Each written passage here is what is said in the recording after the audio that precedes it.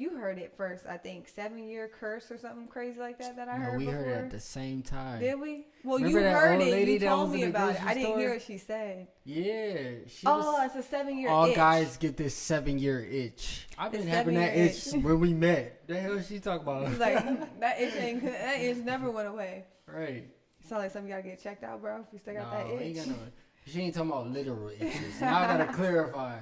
But yeah, she was like, yeah, every man gets this like 7-year itch where they wanna like get another woman or cheat on you or whatever. Hey everyone, welcome back to Our Minds Lifestyle. We focus on finances, relationships, and more.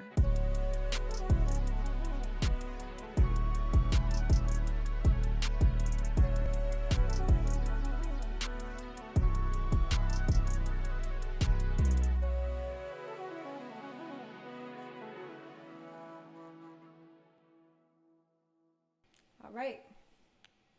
Hey everyone, I'm your host, Kedan Belay. I'm Ethan Belay. Let's do it again. Nope, we're keeping it. Alright, fuck it, we're gonna keep it. I'm Ethan Belay, and we back in the beat. Yes, and this is our first podcast that we were recording in 2023.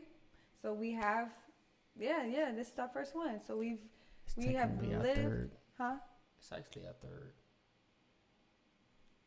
It is our third, but we haven't released them yet. You're right. We haven't released it yet, but we have been filming a lot of content.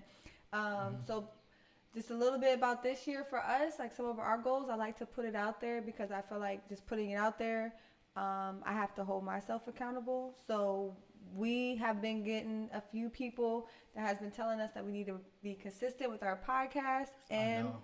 Shout out to Dom. And I agree. I feel like we do need to be consistent with our podcast. And this is the year that we're going to do it. So I have a goal to get my podcast monetized this year. So I am looking to get 1,000 downloads in a month. And that's not a lot, but that's where I want to start. And then obviously my goal is to get millions of downloads from there because I thoroughly love our conversations. And I feel like I solve a lot of my own problems.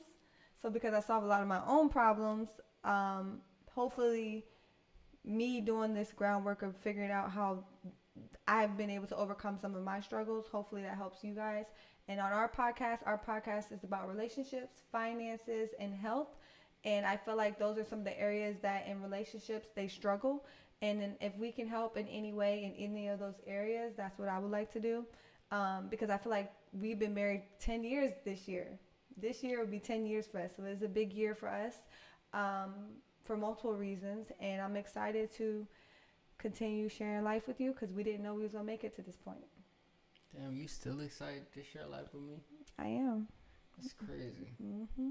Because I didn't think it was going to get to, I did not think that we weren't going to make it to 10 years, but I didn't think that we were either. And I know like there's this big, you heard it first, I think, 7-year curse or something crazy like that I heard before. We heard it at the same time. Did we? Well, Remember you that heard old it. lady You that told was in me the about it. grocery I didn't store? hear what she said. Yeah. It's a 7-year all itch. guys get this 7-year itch. I've been having that itch when we met. The hell is she talking about? He's like, that itch never went away. Right. Sound like something you gotta get checked out, bro. If you still got that itch. Ain't got no. She ain't talking about literal itches. Now I gotta clarify.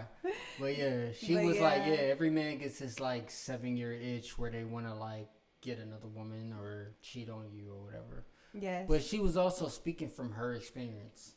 And it could have been, and who's to say? Maybe there's been a lot of people that can't get over that 7 years, and that's why it became like a myth. 7-year itch. But or maybe that was just something for her and a few of her friends. So it's like, let's just call it a 7-year itch, even though I feel like I've heard that before. She said that, but even when, not to judge her, what it sounds like is that around 7 years into her relationship, because she was older, like she was probably like in her 80s. Yeah, and I ain't knocking her because she older, not the youth. What's the opposite of the youth? The elderly. Like I love the elderly. Like they teach me wisdom. Like you know what I mean. But like it sounded like she was definitely speaking from her own experience. Like you know, my guy, he had that 7-year itch. Girl, watch out. Right. It's coming. And I feel like every year in a relationship, because we actually did that on an episode, we actually talked about the hardest year of our relationship. Yeah. And so if you want to kind of know a little bit about that, that is uploaded already.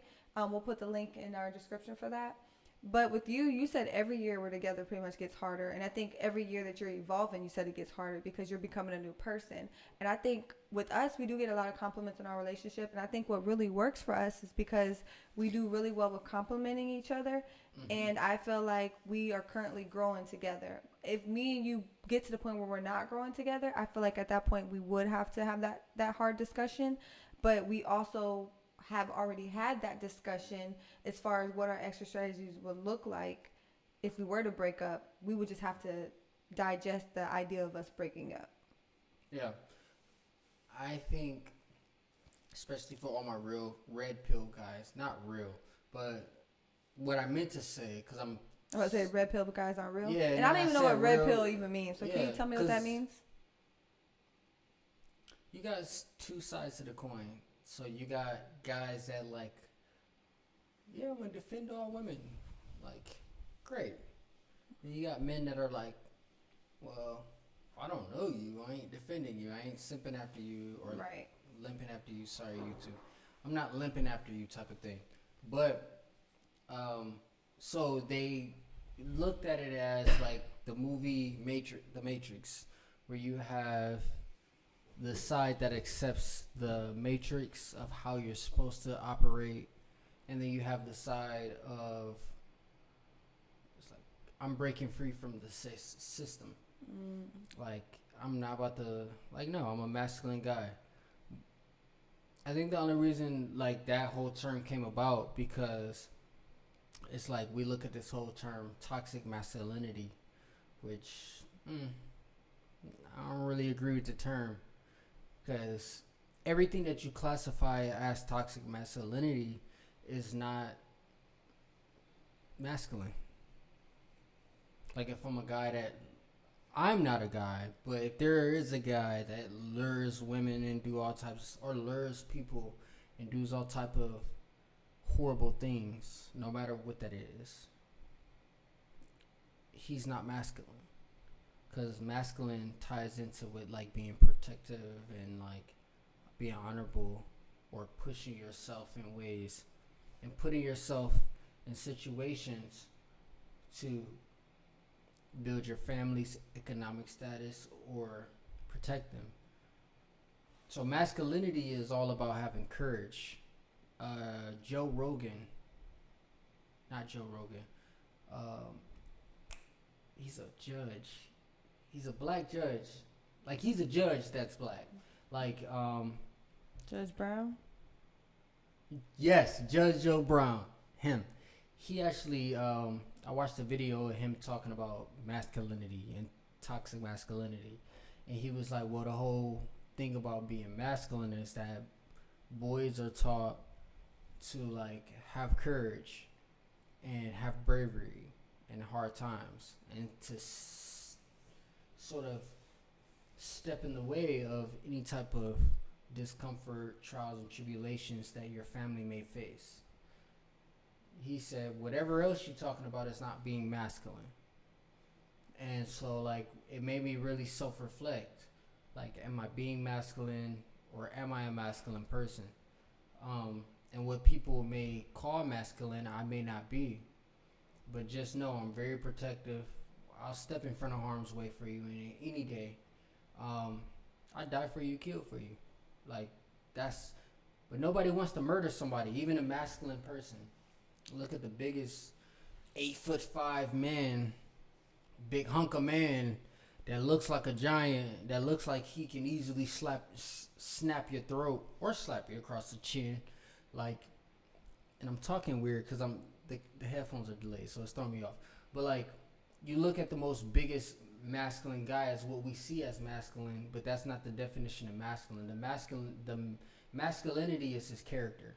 Mm-hmm. So, I talk in tangents. So like, yeah, that's why I was bringing that up. But like, yeah, essentially, like, no. I think what we live in now is confusing of what a masculine person is. Because I know women that are masculine. Right. I wouldn't date them because I like more feminine. Because feminine and masculine aren't the same, obviously, but feminine and masculine have an equal value in this world. Because there were people that taught me how to be a hard person and step out in front of danger and all of that. But there were also the people that taught me how to be aware of the emotions that I feel.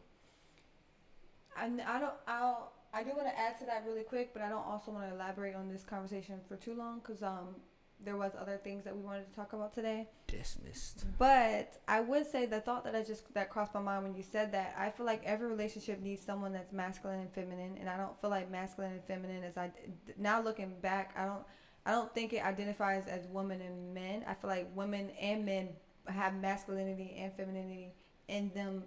Like you could be feminine and masculine, I could be feminine and be masculine, but I feel like depending on who you are as a person, you have to allow that person to bring more out. So like, for example, I do prefer more of a masculine man, and you also prefer more of a feminine woman. So because that's what we prefer, and that's what I prefer to be, and that's what you prefer to be, we pull back some of our, like I'll pull back some of my masculinity, and you may not have to pull back femininity. It may just be there at times, but maybe your masculinity is more powerful or more you just have more masculinity than femininity, but you still have it. And I feel like with us, we still have it. And I feel like every relationship is designed to have that. And I feel like if there's two people that are masculine or two people that's feminine, I feel like that's where it doesn't work probably as much. There has to be one person that pulls back at times. It doesn't have to be they pull back all together. They have to pull back at times. Right. And I just feel like that's how every relationship is. No matter if you're a lesbian, no matter if you're gay, no matter if you're, whatever you identify as, it doesn't matter at that point. But there is feminine and masculinity in every relationship. Even being a masculine person, I still pull back in my relationship. Sometimes you be saying stuff that be right, and we be upset, or people call it arguing. We call it debates. Sometimes we have different opinions, and we go toe to toe on certain things. And we also go even as the weaknesses. Yeah, because physically I'm stronger than you. Don't mean that I have to use it. Mm-hmm. So if we're like, let's say me and you had a debate about something, and then we disagree. Because I'm taller and stronger than you, don't make me masculine. It's how I carry that strength. Mm-hmm. Just like with you, you have an emotional strength that I don't have. I will definitely acknowledge that on camera in front of anybody. I tell that to everybody. Like she like the grounding force in my life. But she ain't. I'm a Taurus. But I could literally, this. I'm strong. Like we have sex. And you're water, so you're like all like this is whatever. You. But like, yeah. But like even like with us, like during our intimate time, like we express our balance with each other physically, like in a pleasure kind of way. You know what I mean? But like when it comes to that, just because I'm my strength, like you honestly don't really even know my strength. Like I could crush you, you know that. Like, and you know what's crazy? Let me finish because I have to finish before I have to finish. Okay. I can't just leave it off at I could crush you. Like you gotta let me finish. But like that's a real. But hear me out. The masculine character in me doesn't want to crush you. It actually wants to protect you. So I have all this strength, like I could break somebody apart.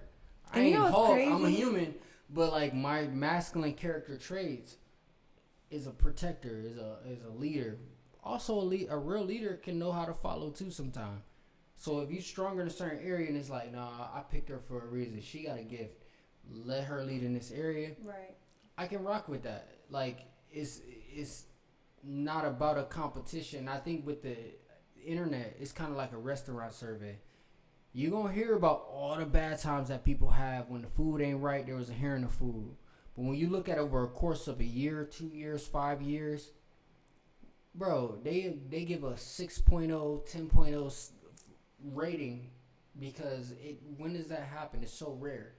So it's like, I think the internet and the media is kind of broadcasted the negative. Because even with feminine, women know that they're not stronger than men. That's why women can also, like women, they're good at manipulation or being more emotionally in tune with people. Because they're more emotionally in tune with people, they tend to, their warfare is more thought out, like it's more technical, which makes them just as of a deadly force. Right. So what I was gonna say, cause you know you gotta start pausing, bro. Talking You gotta start tangents. pausing, cause then I'm like, all right, I'm gonna forget what you just said, and you're already on another topic. That I was like, Yeah. oh, I want to say something about that. But what I was just gonna add to what you were saying is like there has been times that we talked about. Actually, I don't know if we went in detail, but there has been times where every relationship goes through stages. And we got to the point where we did get physical a few times in our relationship in the beginning of it. And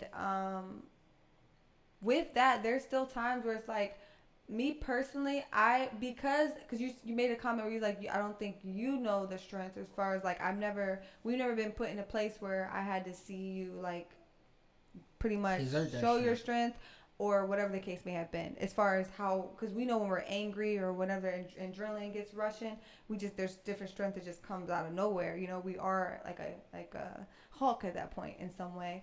But I would say like a lot of times with arguing, there's times where I mentioned it before on a podcast where I said I'll never hit you, because if I hit you, say I slap you, I can't control if you punch me back. I already broke the ice as far as hitting you. Now you have the ball's in your court to do whatever you want to do to me. If it's morally right or not, that goes out the window when someone's when I'm being attacked. When I'm attacking you. At that point, we don't go off of right or wrong, or whatever the case be, or stronger. Yeah, you're in the defense. You're a defense. I ain't about to run up on a nigga that I know can put me down. So what I was saying is, it depends. But what I was saying is that there's times when it comes to us arguing where we got physical that I will pull back and technically like tap out, because I'm also I think really far ahead. So I'm like, well, if I try to exert my energy even more to like, okay, well, I know I'm stronger than what I'm giving him right now. Let me push more and more. Then what that's going to lead for you to do, to push more and more. Now, I know there are certain situations where women do find themselves where they're like, I'm not going to even fight back, and the man just won't stop. I know there are times like that, and then for those situations, he's not masculine. It's a very fortunate way, because their emotions just got the best of them in those situations. And the only thing I can say in situations like that is that you probably see the signs coming. Do what you can to get away from that as soon as possible, or take your time getting into relationships, because we waited 5 years to get married, and then we also talked for a little bit before we decided to make it official. But on top of that, what I was saying is that I won't exert all my energy sometimes when we're arguing, because I'm like, okay, if I pull back, me knowing the person you are, you're not going to keep going if you see that I'm not egging you on or fighting you back. We have never been even in the physical situations, like when we got like a little physical stuff. There's never been a time where like if I hit you, you take it. You know what I mean? Or it's like if I hit you, you don't hit me back. Or a situation where like say we go back and forth and I stop hitting you or whatever we are doing. I'm not dominating you. You're not trying to dominate me. You know what I mean? Like if I stop, you will stop. Bro. And I feel like in the situations, it's one of the things where people just have to get emotional help at that point, because I feel like you have to learn when you are emotionally going overboard, and hopefully people are just getting help for that. I don't really have a solution on that one, but I'm gonna be honest, it's all about character and how people were raised. I can't really speak on that either, because I can't come from that. Yeah, because I haven't experienced that. Yeah. But I'm human and I have emotions, and not physical. But it's been times where I've went too far, where I'm like, yo, like people might see me one day and be like, yo, this nigga is a shit person because of whatever he did. But like, just know, I'm beating myself up 10 times more. I ain't perfect. I'm human. Right. I may make a mistake. And not a mistake with you. The important part is the conversation we have afterwards, and it doesn't continue to happen. Right. But like, if it keeps, because we have relatives that are going through domestic situations and stuff like that, and I'm gonna be honest, the only reason I haven't handled it yet is because you're like, hey, that ain't your situation. It's not, and for you to handle it and then them to go back, you're putting yourself into it. Yeah, I love them. Trust me, like I already, I'm good. Like, you know what I mean. But even in my situation, like, luckily, I feel like with us, we just happen. So it's like, seem like we got a lot of answers for stuff, but like we're figuring it out. Yeah, we're figuring it out. But I think too, And that's why we talk about, we by all means do not believe that our relationship is perfect. Because I had one of my sisters tell me that I think I'm perfect, and I think, not necessarily about our relationship, but I think I'm perfect, and I know I'm not perfect. You know what I mean? So it's like I don't even pretend to be perfect. Yeah. Now, if that's just, and I feel like looking back, I know where that came from, But it's not that I'm pretending to be perfect. I'm just pretending. I'm not even pretending. I am just wanting. I have a desire to be better than what my childhood was, and I have a desire to be better than what I was when I was younger. I want to continue to evolve. If I'm almost going on 30, I don't want to be doing the same stuff I was doing as a kid mentally. I do need to evolve from that and for lack of better words, just get my shit together. And I feel like there's a time where there's people that we know that's older than us that just decide not to get their shit together, and some of those people are married to, are in relationships with our siblings, and it's like, if people are getting to the point where they're just older than you and then they're still not deciding to get their shit together, there's a lot of times where we have to, I don't give up on people, but they have to put the effort in. And if you're getting older and older and you're just stuck in your ways, you're not trying to evolve out of it, that's honestly why people don't like coaching older people, because they're already stuck in their ways. They feel like they'll have a better experience coaching a younger kid or someone younger. You want to know? And it's probably why it's like that in relationships too. You want to know what it's called? What? Entrepreneurs call it unteachable. Unteachable? My mentor said it. All right, shout out to your mentor. Yeah. Also try to manipulate the hell out of me, but it's all good. It is what it is. Mm-hmm. You know what I'm saying? But like on the same, shout out to them then. Yeah, still shout out to them, because right, even though they try to manipulate the hell out of me, and I say it again, I'm still grateful for every lesson that they taught me. Right. Because taught me how even a business deal is manipulative. You go in there with an agenda, and you're not trying to say, hey, I want you to give me the money for what I'm trying to give you, bro. No matter what I tell you the price is, it's all, life is I don't know. Robert Greene, shout out to Robert Greene. He said everything is a negotiation. Mm-hmm. Everything. I agree. Even with in that. our relationship, we be negotiating. We do negotiate. Yeah. We negotiate. We compromise. We have sacrifice. I feel like that's something we're gonna have to deal with everything, because we're not gonna like everything that we do in life.